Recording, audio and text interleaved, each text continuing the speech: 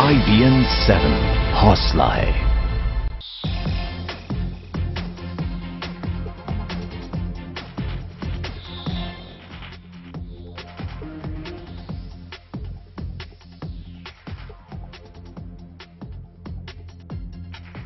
नमस्कार, रात 8 बजे की खबरों में आपका स्वागत है। आज इस बुलेटिन की शुरुआत कुछ सवालों से। क्या आप टैक्स देते हैं? क्या आप थोड़ा सा टैक्स बचाने के लिए मार्च के महीने में घंटों माथापच्ची करते हैं कि किसी तरीके से कुछ पैसे बच जाएं ताकि वो आप अपने घर के कामकाज में लगा सकें? टैक्स में दी जा रही एक एक पाई की अहमियत एक आम नागरिक को हमेशा पता होती है, लेकिन इस देश से जुड़े 627 लोग ऐसे हैं जिन पर शक है कि इन्होंने टैक्स चोरी कर अपना पैसा विदेशी बैंकों में जमा कर रखा है। इन लोगों पर शक है कि उन्होंने अपनी कमाई का वो हिस्सा सरकार को टैक्स के तौर पर नहीं दिया है जो उन्हें ईमानदारी से आपकी तरह दे देना चाहिए था। आज सरकार ने ऐसे ही 627 लोगों की, संदिग्ध लोगों की नामों की एक लिस्ट सुप्रीम कोर्ट को सौंप दी है, लेकिन यह लिस्ट पूरी तरीके से सीक्रेट है, गोपनीय है, एक लिफाफे में बंद है।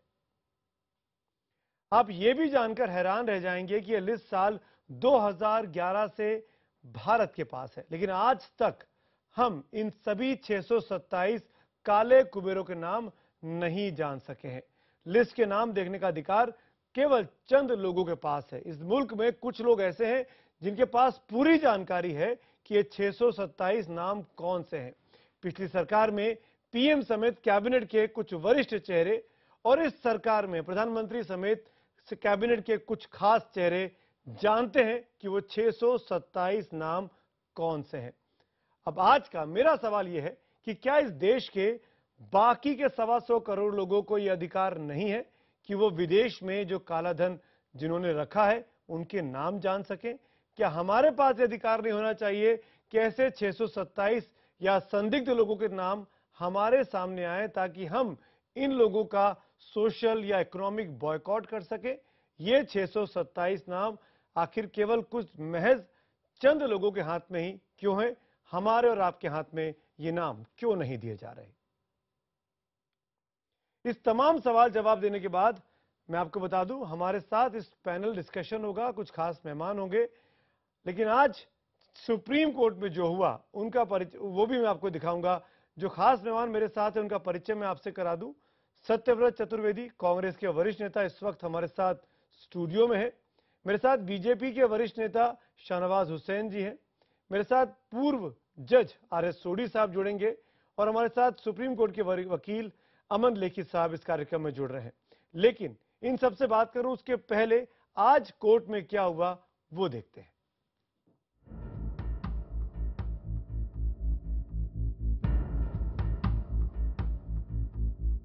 सुप्रीम कोर्ट की फटकार सुनने के बाद बुधवार को केंद्र सरकार ने काले धन से जुड़े सारे दस्तावेज कोर्ट को सौंप दिए। दस्तावेजों में 627 लोगों की एक लिस्ट भी है। कोर्ट ने फिलहाल इन नामों को गोपनीय रखते हुए सारे दस्तावेज काले धन की जांच कर रही SIT को सौंप दी है। कोर्ट के आदेश के मुताबिक इस सूची को सिर्फ SIT chairman justice MB Shah और vice chairman justice Arijit Pasayat ही देखेंगे। लिस्ट की जानकारी देते हुए अटॉर्नी जनरल मुकुल रोहतगी ने बताया कि ये लिस्ट पिछली सरकार को 2011 में फ्रांस से मिली थी। लिस्ट में स्विट्जरलैंड के HSBC बैंक के खातेदारों के नाम हैं। चोरी होने के बाद ये लिस्ट फ्रांस गई थी, जहां से भारत ने इसे हासिल किया। इस लिस्ट में सिर्फ 2006 तक पैसे के लेन देन का ब्यौरा है। 627 में से आधे NRI हैं, जिन्हें भारत में टैक्स नहीं देना होता। बाकी बचे लोगों के खिलाफ कार्रवाई की जा रही है। लिस्ट में दर्ज कुछ लोगों ने टैक्स जमा करा दिया है। बाकी बचे लोगों के खिलाफ मार्च 2015 तक जांच पूरी कर ली जाएगी। सुप्रीम कोर्ट ने दोनों साइड की दलीलें सुन के ये फैसला लिया कि वो खुद इस सील्ड कवर को नहीं खोलेंगे। केंद्र सरकार ने इस बात पर खुशी जाहिर की है कि कोर्ट ने सभी नामों को गुप्त रखने का आदेश दिया है। अंतर्राष्ट्रीय संधियों के मुताबिक जब तक शुरुआती जांच के बाद किसी आरोपी के खिलाफ केस दर्ज नहीं हो जाता, उसका नाम सार्वजनिक नहीं किया जा सकता। फिलहाल जो नाम सरकार के पास है उसकी जांच कर SIT एक रिपोर्ट 30 नवंबर तक सुप्रीम कोर्ट को सौंपेगी। इसके बाद ही अदालत ये तय करेगी कि आगे की जांच कैसे होगी। विदेशों में जमा काला धन भारत वापस आएगा या नहीं, इस पर राजनीति तो होती रहेगी, लेकिन अब ये कहा जा सकता है कि एक नई शुरुआत जरूर हुई है, क्योंकि अब इस मामले पर लगातार सुप्रीम कोर्ट की नजर बनी रहेगी। एहतेशाम खान, दिल्ली, IBN 7। और सुप्रीम कोर्ट में लिस्ट सौंपे जाने के बाद सवाल यह भी उठ रहा है कि इस पूरी कवायद से किसको मिला क्या, और बारीकी से समझने के लिए कुछ तथ्यों पर आप गौर जरूर करिए। मोदी सरकार ने शपथ ग्रहण के बाद जो पहला और बड़ा काम किया था वो यही कि कालेधन की जांच के लिए एक SIT का गठन किया। अगले ही महीने यानी जून 2014 में सरकार ने काला धन रखने वालों की लिस्ट SIT को सौंप दी। SIT की जांच के बीच 28 अक्टूबर को सुप्रीम कोर्ट ने सरकार से वो लिस्ट मांगी, यानी कल सरकार से वो लिस्ट कोर्ट के द्वारा मांगी गई। तमाम विवाद के बाद सरकार ने ये लिस्ट आज यानी 29 अक्टूबर को सुप्रीम कोर्ट को सौंप दी। अब सुप्रीम कोर्ट ने एक बार फिर यही लिस्ट SIT को सौंप दी है, यानी जो लिस्ट SIT के पास पहले से है वो SIT को दोबारा दे दी गई है। इन 5 महीनों के भीतर इतना प्रोग्रेस हुआ है, यानी ये जो घूम फिर के सर्कल बनता है ये दिखाता है कि हम चले कहीं नहीं है, अभी भी परिस्थितियां वही हैं जब 5 महीने पहले हुआ करती थी। ऐसे में सवाल ये कि जो चीज पहले से SIT के पास थी वो अब एक बार फिर से SIT के पास है। फर्क सिर्फ इतना है कि लिस्ट अब सुप्रीम कोर्ट के जरिए भिजवा दी गई है, लेकिन भिजवाने वाली वही सरकार है जो पहले इस लिस्ट को दे चुकी है। इस बात की तस्दीक आज हमारे सहयोगी चैनल CNN IBN के साथ बातचीत करते हुए SIT के जो मुखिया हैं रिटायर्ड जस्टिस MB शाह ने भी की। उन्होंने भी कहा कि ये लिस्ट तो हमारे पास पहले से है, इस लिस्ट के मिलने से कोई खास फर्क नहीं पड़ेगा। This list was known to us. Investigation is going on. Without investigation, it's very difficult to say that person is guilty or person has done something wrong. So, person is required to be heard first. इस बीच कानून के बेहद जानकार जो है वो भी बेहद सधे शब्दों में आज की इस कवायद पर सवाल खड़े कर रहे हैं। सुनिए क्या कहना है रिटायर्ड जज RS सोडी का, जो इस वक्त हमारे साथ लाइव भी हैं, लेकिन सुबह उनका एक बयान आया था, उस पर एक नजर डालिए। I personally feel that this is probably a case of judicial overreaching. You see, what the judiciary has done today is, it has taken the noose from the neck of the government and worn it on its own neck. Now it is responsible for getting back black money or unaccounted money. मैं चर्चा की शुरुआत करूं, लेकिन उसके पहले कुछ आंकड़े आपको दिखाने बहुत जरूरी हैं। ये तथ्य ऐसे हैं जो सरकार बार बार कहती रही कि इन वजहों से हम ये लिस्ट सार्वजनिक नहीं कर सकते। सवाल यही कि ये चंद नाम के पास ये लिस्ट क्यों रहे, सबके पास ये लिस्ट क्यों नहीं आनी चाहिए। इस बीच वो वजह क्या है जो सरकार बार बार दलील देती आ रही है। दूसरे देशों के साथ टैक्स संधियों में गोपनीयता की शर्त है। अमेरिका से बिना जांच नाम ना सार्वजनिक करने का करार किया गया है। करार की शर्तें तोड़ने पर दूसरे देशों के नाराज होने का खतरा है और जो नाम पता लगने हैं काले धन के कुबेरों के, वो शायद ना चल पाए। नाम बताने पर स्विस अथॉरिटी से नाम मिलना मुश्किल हो जाता है। G20 देशों के साथ करार में भी गोपनीयता की शर्त रखी गई है, ये नाम सार्वजनिक नहीं किए जाएंगे। ऐसे में सवाल ये खड़ा होता है कि क्या सुप्रीम कोर्ट ने ये नाम लेकर, ये नाम मांगकर क्या सरकार की मुसीबतें और बढ़ा दी हैं। जस्टिस सोडी, मैं सबसे पहले आप ही से पूछना चाहूंगा यहां पर, क्या आपको लगता है कि जो काम सरकार को करना चाहिए था वो काम कोर्ट ने अपने सर पर ले लिया है?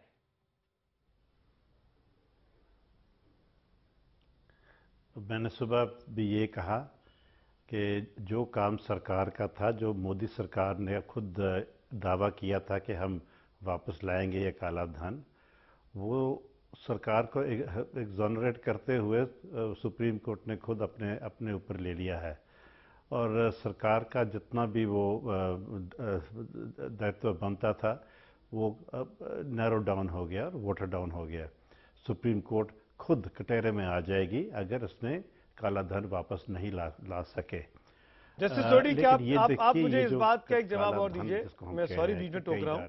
एक बात का जवाब जस्टिस सोडी मैं आपसे और जानना चाहूंगा, क्योंकि बहुत से देशों के साथ हमारी ट्रीटीज हैं जिसमें गोपनीयता की बात है, जिसमें सीक्रेट रखने की बात है।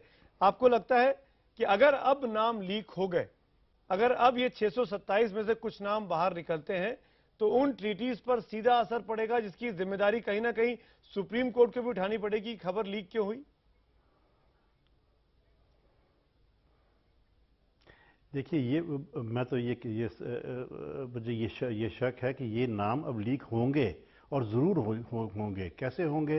अब एसआईटी के पास है नाम, एसआईटी इन्वेस्टिगेशन के लिए सीबीआई को देगी या ईडी को देगी या इनकम टैक्स को देगी, किसी अथॉरिटी को देगी तो सही, वहाँ से लीक आउट तो होना ही है। एक दफ़ा ये नाम लीक आउट हो गए जो प्रोसिक्यूट नहीं हो रहे, बाकी सब मुल्क जो इस ट्रीटी से बाउंड हैं वो आपसे कोऑपरेशन करना बंद कर देंगे। और लिहाजा जो आप इसमें साबित करना चाहते हैं या हासिल करना चाहते हैं, वो आपका मकसद हासिल नहीं होगा जी। इसीलिए ये इसका सीक्रेसी बहुत इंपॉर्टेंट थी। जब तक आप प्रोसिक्यूट नहीं करते, ये नहीं साबित करते कि ये जो धन है ये अनवारंटेड है या इलीगल है। देखिए, कई किस्म का ये धन हो सकता है। एक तो लीगल हो सकता है, बिल्कुल, अकाउंट आपका लीगल है। जस्टिस सोडी, दूसरा हो सकता है कि आपने सिर्फ इनकम टैक्स का एक रिएक्शन सत्यव्रत चतुर्वेदी जी से ले लूं। सत्यव्रत जी, क्या आपको लगता है कि अब, जैसे कि जस्टिस सोडी भी शक जता रहे हैं कि अब चीजें लीक हो सकती हैं, ऐसे में दूसरे मुल्कों से जो नाम पता लगने उसमें दिक्कतें आएंगी, क्या लगता है कि अब वाकई में सरकार के लिए मुसीबत खड़ी हो सकती है? नहीं, सरकार के लिए मुसीबत तो बाद में खड़ी होगी, पहले तो सुप्रीम कोर्ट के लिए और जो एसआईटी है उसके लिए मुसीबत खड़ी होगी। सरकार तो पल्ला झाड़ लेगी, वो तो कह देगी हमसे लिस्ट मांगी थी, हमने सुप्रीम कोर्ट को दे दी। जिस दिन तक हमने लिस्ट सुप्रीम कोर्ट को दी है उस दिन तक एक भी नाम लीक आउट नहीं हुआ था। अब अगर नाम लीक आउट हो रहे हैं तो सुप्रीम कोर्ट जाने या एसआईटी जाने, अपनी तरफ से वो तो पल्ला झाड़ लेगी। लेकिन सच क्या है, इसका जो दूसरा पहलू है, आपने देखा पिछले चुनाव के समय और उसके पहले 3 साल तक लगातार ये आरोप लगाया जाता रहा कि यूपीए की सरकार नाम क्यों नहीं बता रही है, किसे छिपाने की कोशिश कर रही है, किसे बचाने की कोशिश कर रही है। सच ये है, अब उजागर होकर के आ रहा है। इस सरकार के बावजूद भी, आने के बाद भी नाम उजागर नहीं किए जा सकते, इसलिए क्योंकि जिन देशों से हमने ये जानकारियां हासिल की हैं उनसे संधि में ये शर्त थी कि ये जब तक जांच पूरी होने के बाद ये तय न हो जाए कि कौन इसमें दोषी है और कौन दोषी नहीं है, क्योंकि जितने 627 लोगों के नाम अभी आए हैं ये सब नाम नहीं है। पहली बात, अभी बहुत सैकड़ों हजारों, हो सकता है लाखों में कहीं ये नाम हो। जब पूरी जानकारी सारे देशों से मिलेगी ये संख्या बहुत बड़ी हो सकती है। दूसरी बात यह है कि जो 627 लोग के नाम आए हैं ये खाता धारक है, इनमें हर आदमी ब्लैक मनी का खाता खोले होगा ये जरूरी नहीं है। बिल्कुल, इनमें से कुछ लोगों का ब्लैक मनी का हो सकता है, कुछ लोगों की अपनी अकाउंटेड मनी हो सकती है। लिहाजा शर्त ये थी कि जब तक ये तय ना हो जाए, ये प्रूव ना हो जाए कि कौन लोग हैं जिनका पैसा गैर कानूनी पैसा है, तब तक उनके नाम उजागर न किए जाए। इसलिए तब भी नहीं इन नामों को उजागर किया जा सकता था। आज आप ये कह रहे हैं कि जो भी सरकार रहेगी ये उसकी मजबूरी है। ये एक आर्थिक अपराध का मामला था और आर्थिक अपराध के मामले को तो पीछे कर दिया गया। दरअसल ये एक राजनीतिक मामला ज्यादा बना दिया गया और इस कारण जो इसमें पेच आए हैं उनकी वजह से ये मामला और उलझता चला जा रहा है। शाहनवाज हुसैन, राजनीतिक बनाकर इस मामले को और उलझा दिया आपकी सरकार ने। देखिए, सत्यव्रत चतुर्वेदी जी कितना हल्का कर रहे हैं इस विषय को। कह रहे हैं कि आर्थिक मामला है, इसको राजनीतिक बना दिया। राजनीति क्या होती है? राजनीति होती है जो देश के लिए होती है। अगर देश का कोई पैसा टैक्स चुरा रहा है और जो टैक्स पेयर हैं, आपने शुरू किया प्रोग्राम इससे कि आप टैक्स देते हैं कि रुपया बचाते हैं, तो ये आर्थिक अपराध नहीं, ये बहुत बड़ा अपराध है। और जो ब्लैक मनी है, जिन लोगों ने 2 नंबर के तरीके से ब्लैक मनी कमाया है और जाकर स्विस बैंक में रख दिया है, उसको वापस लाना, उनके नाम जानने का अधिकार। शाहनवाज जी, वही तो हम जानना चाहते हैं आपसे और आपकी सरकार से कि इस मैं देश आपकी- के जो जी, बाकी मैं नागरिक वही कह हैं रहा हूं। जिनको वो 627 जी, नाम जी। जानने का अधिकार होना चाहिए, केवल चंद जी, सत्ता में वही बैठे मैं लोग कह ही रहा हूं। 627 नामों को उसी- क्यों जाने या पहचाने? हमको या बाकी टैक्स मैं पेयर्स को आपको बता रहा हूं, 627 नाम देखिए, क्यों नहीं मिलने चाहिए? देश के लोगों को काला धन भी चाहिए और काला धन रखने वालों का नाम भी चाहिए। बिल्कुल। देश को सिर्फ नाम नहीं चाहिए, काला धन वापस भी चाहिए। इशू ये है, सवाल ये है कि आपने प्रोग्राम बहुत अच्छा शुरुआत जहां से की है, मुझे आप एक मिनट देंगे अगर इस पर, जी। तो आप देखें कि 2011 से ये नाम आ गए और उसके बाद एसआईटी बनाने को सुप्रीम कोर्ट ने कहा 2013 में, फिर भी नहीं बनाया। हमारी सरकार आई, नरेंद्र मोदी जी ने पहली कैबिनेट में एसआईटी बना दी, एसआईटी बन गई। एसआईटी को ये नाम 28 जून को ही वो दे दिए गए, 27 तो जून। जब 28 और जून अब को जब आपने सुप्रीम नाम दे कोर्ट- दिए थे जी, तो सुप्रीम कोर्ट में जो पहले ही दे देते। नाम एसआईटी को मेरा सवाल बहुत सीधा सा है नहीं, शाहनवाज तो जब भाई। सुप्रीम कोर्ट शाहनवाज वही भाई, कह रहा हूं, मैं मेरा सवाल बहुत सीधा सा है कि जो बात 28 जून को स्थिति थी जब एसआईटी बनाई गई थी और उसको दिए गए थे 627 नाम, आज 29 अक्टूबर को भी वही स्थिति है। घूम फिर के हम 5 महीनों में वहीं के वहीं खड़े हैं। अब तक ऐसा लगता है कि देखिए, उसी जब सरकार- एसआईटी के देखिए, पास दो तरफ से सर- नाम पहुंच गए हैं। आप ये देखें कि 2 दिन में क्या हुआ। 2 दिन में अगर सुप्रीम कोर्ट ने कहा कि सरकार को नाम देना चाहिए तो सरकार ने दे दिया नाम। सरकार ने जो बातें कही वो सुप्रीम कोर्ट ने भी उसी को पर मुहर लगाई है ना, कि सुप्रीम कोर्ट ने इस नाम को पब्लिक डोमेन में तो लाके नहीं दिया। सरकार ने भी एसआईटी को दिया, सुप्रीम कोर्ट ने भी एसआईटी को दे दिया। आज सवाल ये है कि काला धन आना चाहिए। ये जो लिस्ट है ये 2011-12 तक के लोगों का है। बहुत से अकाउंट हैं जो आज विदेशों में खाते हैं, वो पैसा पर भारतीयों का अधिकार है और नरेंद्र मोदी जी का कमिटमेंट है। हमारी सरकार पूरी तरह कमिटेड है कि काला धन भी आना चाहिए। मैं अमन लेखी के और पास ऐसे आऊंगा। लोगों का शाहनवाज नाम भाई, एक भी सवाल का आना जवाब चाहिए। दीजिए, फिर अमन लेखी के पास जाना है मुझे। क्या आपकी सरकार 627 नाम बताने से हिचकिचाती है, डरती है, घबराती है? नहीं, डरने घबराने वाली ना सरकार है ना प्रधानमंत्री, आपको पता है।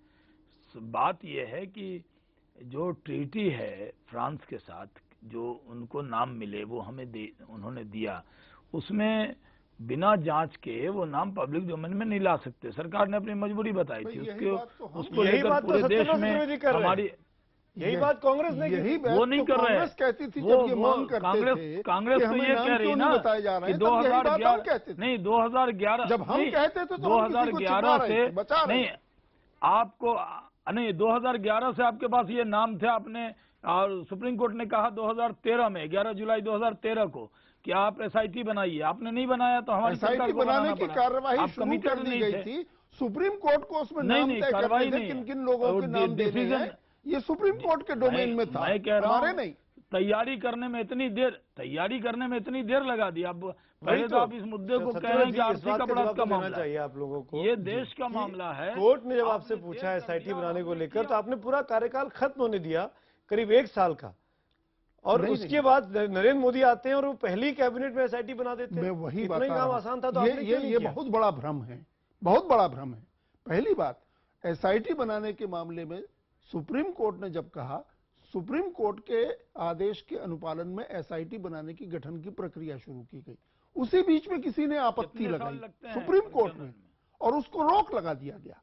और जब तक ये चुनाव 2013 के दिसंबर में तो चुनाव हो गए, जब तक ये मामला निपटता तब अंतिम दिनों में सरकार ने एसआईटी बनाने का निर्णय कर लिया, घोषणा कर दी थी। नाम सुप्रीम कोर्ट को देने थे, उनसे सुप्रीम कोर्ट से नाम लेने थे। इन्होंने तो इसी बीच में 2009 में कहा चुनाव था कि हो 100 गए दिन में, और चुनाव के बाद नई 2009 सरकार आ में गई। कहा था।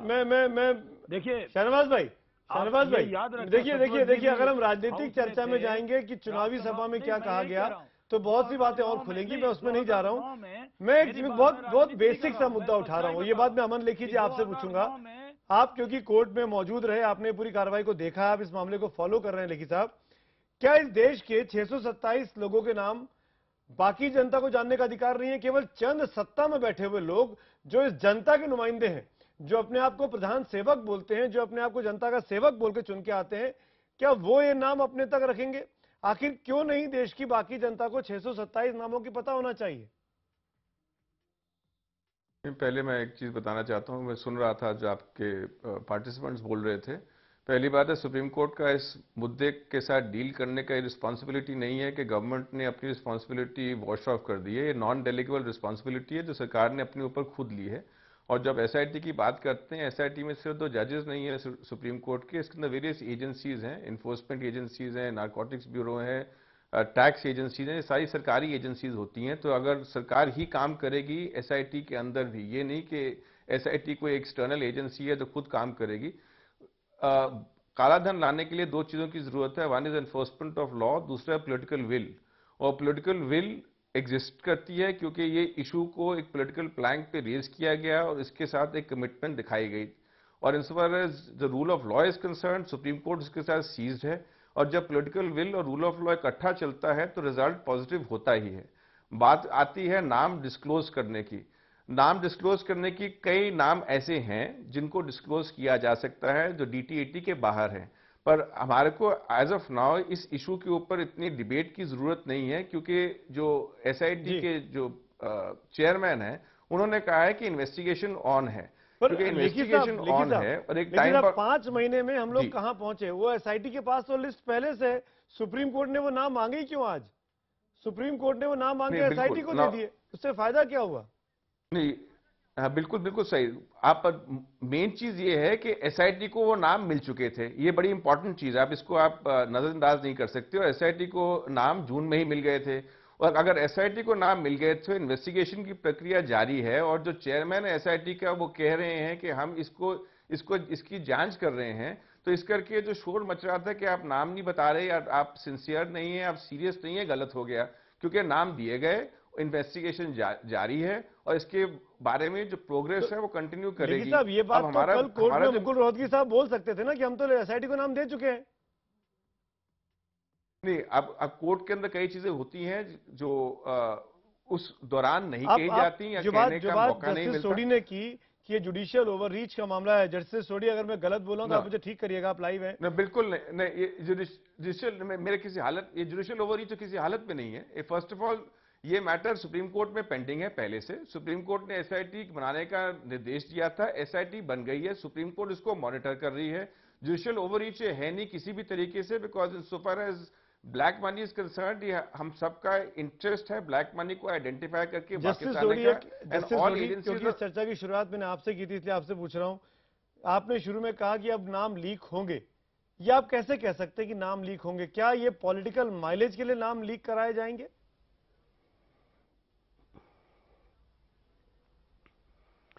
मुझे लगता है ये नाम लीक इसलिए होंगे कि जो फर्दर प्रोसेस है वो हैम्पर करने के लिए जो इन्वेस्टेड इंटरेस्ट होते हैं इसमें, वो हमेशा कोई ना कोई ऐसा जरिया बना लेते हैं जिससे वातावरण बिगड़ जाए, और ऐसे बिगड़ जाए और दूसरे मुल्क नाम देना बंद कर दें। और इसलिए ये जो लीकेजेस होनी शुरू हो जाएंगी। अभी इमीडिएटली तो काफी सीक्रेसी है, लेकिन ग्रेजुअली लीक हो जाएंगी। जैसे थोड़ी मैं माफी चाहता हूं, अभी आपने कहा कि अभी इतने एनआरआई हैं, इतने। अब आप सुमित, मुझे लगता है बार बार ये सवाल उठ रहा है कि सुप्रीम कोर्ट ने जब पहले से एसआईटी के पास ही लिस्ट थी तो फिर वो लिस्ट क्यों मंगाई? देखिए, सुप्रीम कोर्ट बहुत सारी चीजें कहना नहीं चाहेगा और कहना उचित भी नहीं होता, लेकिन जो एक संभावना, बड़ी संभावना दिखाई देती वो ये है कि सुप्रीम कोर्ट को इस बात का शक था कि जो लिस्ट एसआईटी को डायरेक्टली सरकार ने दी है वो शायद कंप्लीट लिस्ट हो या ना हो, तो उन्होंने एक ऑथेंटिक लिस्ट सुप्रीम कोर्ट के पास पहले मंगाई और फिर उस, अब जो सुप्रीम, हालांकि वो लिस्ट सुप्रीम कोर्ट ने देखी नहीं है, सुप्रीम कोर्ट लिफाफा एज इट इज दे दिया जाएगा, बिल्कुल ठीक है, लेकिन जो सुप्रीम कोर्ट को जो लिस्ट सबमिट सरकार को करनी थी वो कंप्लीट लिस्ट ही सबमिट कर सकती है, और इसलिए कि वो कंप्लीट लिस्ट आ जाए और उसके ऊपर आधार पर फिर एसआईटी इन्वेस्टिगेशन करे, कहीं ना कहीं सरकार की मंशा पर सुप्रीम कोर्ट को संदेह था, इसलिए उन्होंने सीधी लिस्ट पहले अपने पास मंगाई और फिर ये अथॉरिटी। लेकिन मैं फिर मैं कह रहा हूं कि कोर्ट ने वो लिस्ट देखी नहीं है, कोर्ट को नहीं पता नहीं क्या है, नहीं देखी, उन्होंने सीधी एसआईटी को। तो आपकी मंशा पे कैसे सवाल खड़े कर सकते हैं? ये तो कोर्ट के, ये सरकार को थोड़ी मालूम था कि सुप्रीम कोर्ट इसको देखेगा कि नहीं देखेगा। मैं इस नोट पे माफी चाहता हूं, बाकी लोगों से वक्त की कमी है क्योंकि ब्रेक के उस पार हमको दूसरी खबर पे जाना है। आप सबका बहुत बहुत शुक्रिया, लेकिन एक सवाल अभी भी अधूरा रह जाता है जो कि देश की जनता जरूर जानना चाहेगी कि ये 627 लोग कौन हैं, इनमें से कितनों के पास काला धन है और ये काला धन क्या हमारी आपकी जेब से चुरा कर इन लोगों ने कमाया है, और अगर कमाया है तो आखिर क्यों हम इन लोगों के नखरे को, इन लोगों के बड़प्पन को, इन लोगों की दबंगई को झेलते आ रहे हैं।